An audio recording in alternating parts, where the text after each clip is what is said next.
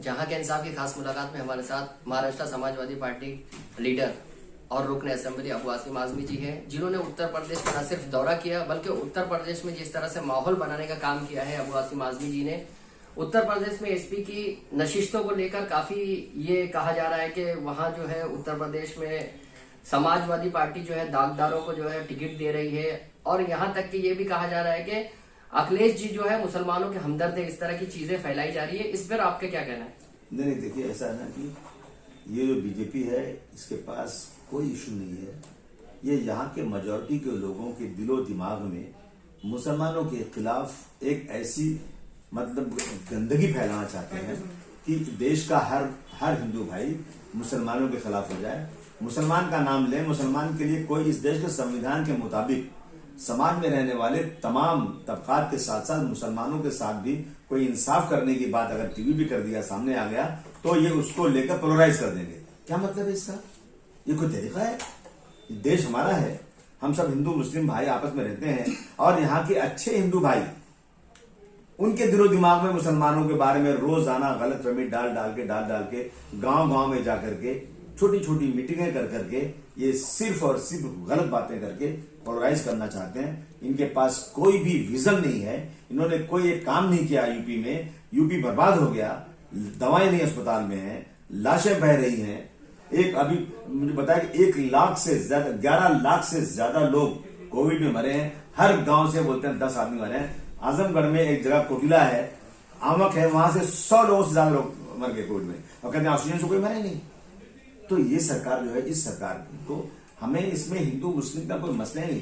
सबसे पहले हम चाहते हैं इस देश के अंदर हिंदू मुस्लिम की एकता चले, मुस्लिम हिंदू के नाम पर कोई पोलराइजेशन नहीं होना चाहिए। और मैंने तो जाकर महल्लों में कम से कम कई 100 मीटिंगें करके बोला कि मुसलमानों, हम जो हुजूर सल्लल्लाहु अलैहि वसल्लम ने फरमाया कि अपने पड़ोसी का हक अदा करो, ये लोग मुसलमानों को हिंदुओं से अलग करना चाहते हैं, और तुम लोग हुजूर सल्लल्लाहु अलैहि वसल्लम के इस पैगाम को आम कर दो कि अगर मेरा पड़ोसी भूखा है और वो किसी मजहब का भी हो, चाहे हिंदू हो, मुस्लिम हो, सिख हो, ईसाई हो, पारसी हो, कोई भी हो, मुस्लिम अगर है तो ठीक है, अगर मुस्लिम नहीं है तो मेरी जिम्मेदारी और बढ़ जाती है कि कभी किसी के दिलो दिमाग में ये ना आने पाए कि एक मुसलमान होकर के धर्म के नाम पर, जात के नाम पर किसी के साथ जाति कर रहा है। तो जब रात को, आधी रात को 3 बजे 4 बजे रात को भी किसी पड़ोसी हिंदू भाई को खून की जरूरत पड़े, तो मुसलमानों तुम हुजूर के पैगाम को आम करने के लिए, मुसलमानों की इमेज को सही दिखाने के लिए कह दो कि यहां भले 500 हिंदू रहते होंगे, लेकिन मैं मुसलमान होकर के मैं तुम्हें खून दूंगा, और तुम्हें खून दूंगा तुम्हारी जान बचाने के लिए, मैं अपनी जान जोखिम में डालने को भी तैयार हूं। मैं ऐसी बात, लेकिन ये बातें कभी दिखाते नहीं। ये दिखाते हैं सिर्फ कि मुसलमान हिंदुओं के खिलाफ है। हम इसको बर्दाश्त नहीं कर सकते। अखिलेश जी की फैमिली में भी जो है वो घरेलू तनाजे जो पाए गए हैं, जैसे कि अपर्णा जो यादव जो है वो बीजेपी का दामन थाम चुकी है। तो इस तरह से यानी अपोजिशन ये कह रही है कि जो शख्स अपनी फैमिली नहीं संभाल सकता तो वो देश क्या संभाल? अरे यार, बात करते हैं भाई साहब फैमिली। अब राजीव गांधी और संजय गांधी सगे भाई थे। संजय गांधी की बीवी जो है अलग बीजेपी में है, और जो है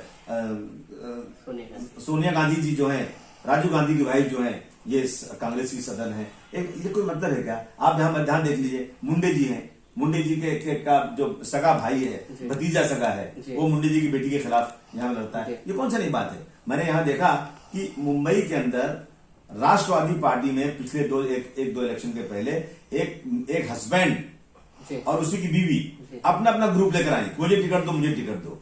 देखिए, ये तो कोई नई बात नहीं है। ये सब बातें जो है ना सिर्फ दिखाने के लिए है।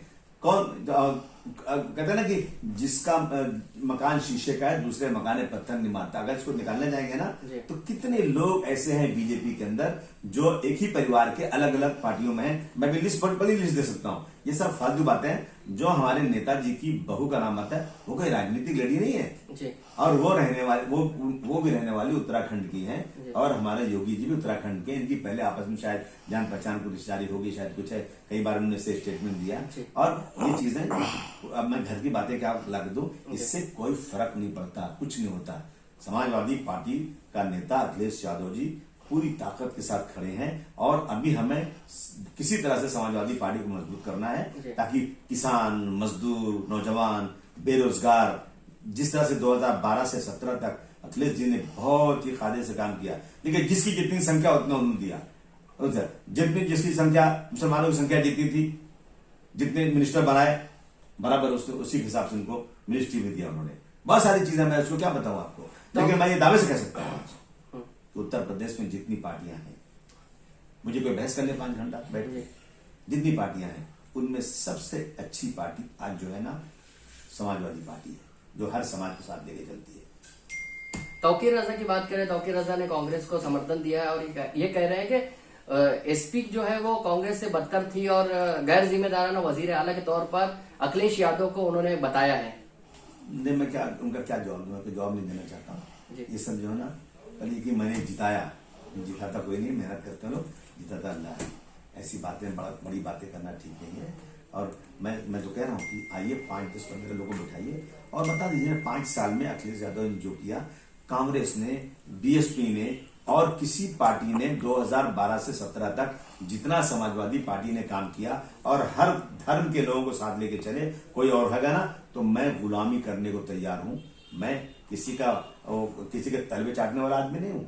अगर मैं किसी के आगे झुक के बात करने वाला होता ना, तो जिस तरह से मेरे लोग मेरी उंगलियां पकड़ के राजनीति करने वाले लोग मंत्री बन के बैठे हैं ना, मैं भी जाके बैठता। लेकिन मंत्री पद बड़ा नहीं होता है, बड़ा आदमी का इखलाक होता है, बड़ी खुददारी होती है। मैं आज जो है अगर समाजवादी पार्टी और अखिलेश जी की बात कर रहा हूं ना, तो मैं दूध का दूध पानी का पानी कर रहे हो, तो यार आओ ना बात करो ना मुझसे। कुछ लोग आ रहे हैं और हमारा वोट काटना चाहते हैं, ये सरकार नहीं बनाएगी। अगर ये सरकार बनाकर बीजेपी को हरा देना तो खुदा की कसम मैं यूपी नहीं जाऊं।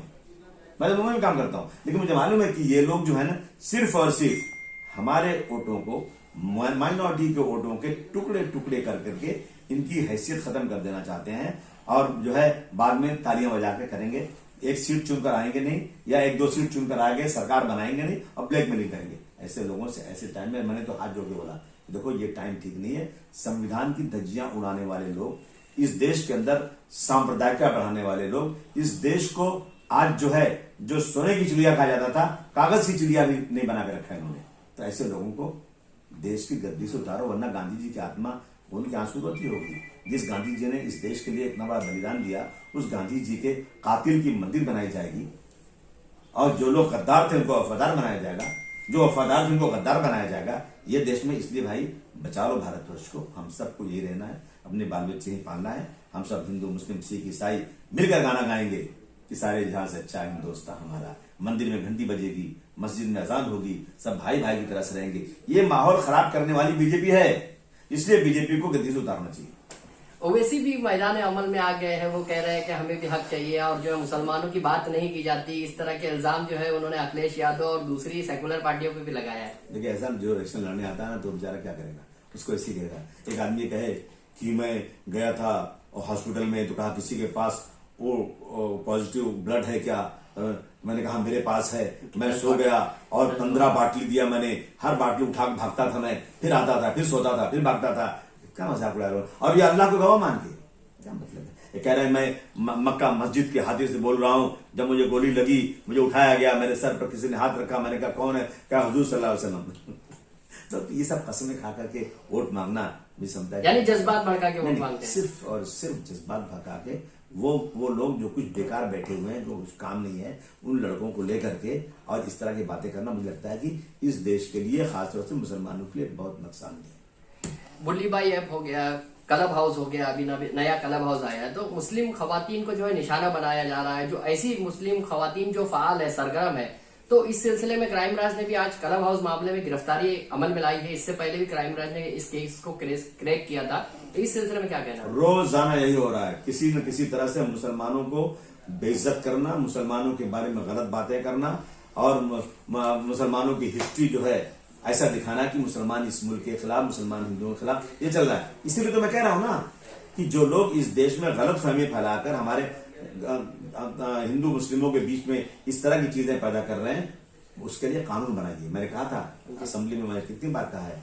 कि देखिए, चाहे गांधी जी हो, चाहे कोई देवी देवता हो, चाहे डॉक्टर अम्बेडकर हो, और चाहे मेरे आला हुजूर सल्लल्लाहु अलैहि वसल्लम, जिनके लिए हम अपनी जान देने को तैयार हैं, इन ऐसे लोगों के खिलाफ कोई अपमानित बात कहे ना, तो सीधा सीधा UAPA मकोका जैसे कानून लगाकर इनको जेल में डाल दो। ये गलत बातें करते हैं, सही बात तो करें। और इन चीजों को, इनकी इतनी हिम्मत है कि वायरल करते हैं, क्योंकि अंदर से इनको जो है ना बुरा मिला। आप देखिए ना, समाजवादी पार्टी का एक जा रहा था उसके महंगाई के खिलाफ आंदोलन हो था आगरा के अंदर, उसमें एक आदमी ने कहा पाकिस्तान जिंदाबाद, और वायरल हो गया कि समाजवादी पार्टी पाकिस्तान जिंदाबाद कहती है, और पकड़ा कौन गया? बीजेपी का आदमी था वो।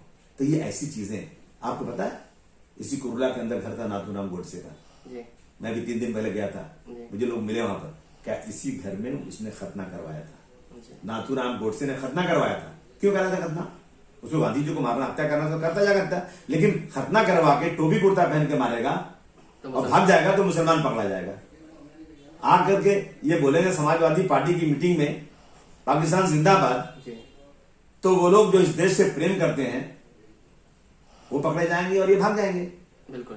तो अभी बम ब्लास्ट होता है, तो जो साधु प्रज्ञा सिंह ठाकुर पुरोहित पांडे जो लोग हैं, इनके लिए कहेंगे ये लोग, जब यहाँ पे रोहिणी सालियान जी ने कहा कि मुझे ऊपर से प्रेशर है कि इन लोगों के खिलाफ, इनके खिलाफ जो है ना नरमी बरतो, तो दुनिया खुद सोच लेना क्या हो रहा है देश के अंदर।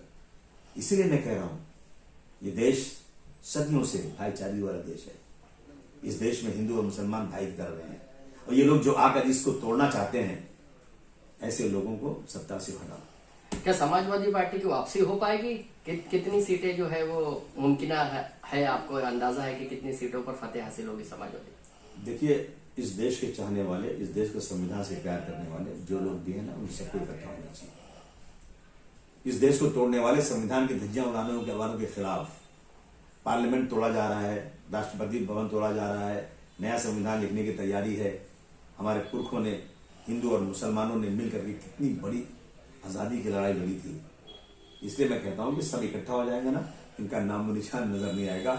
अब मुझे यूपी में लग रहा है कि सब इकट्ठा हो रहे हैं, गद्दार नहीं, लोग वफादार हैं देश के, इसलिए लोग जमा हो रहे हैं। और अब की बार उन्होंने तय कि जिस तरह से बंगाल में भगाया ना, यहाँ से भगाएगा। ये थे अबू आसिम आजमी जी जो बता रहे थे कि यूपी इलेक्शन में एक मरतबा फिर समाजवादी पार्टी की हवा है और समाजवादी पार्टी दोबारा बरसरे इक़्तिदार आएगी। जहां के इंसाफ की खास रिपोर्ट।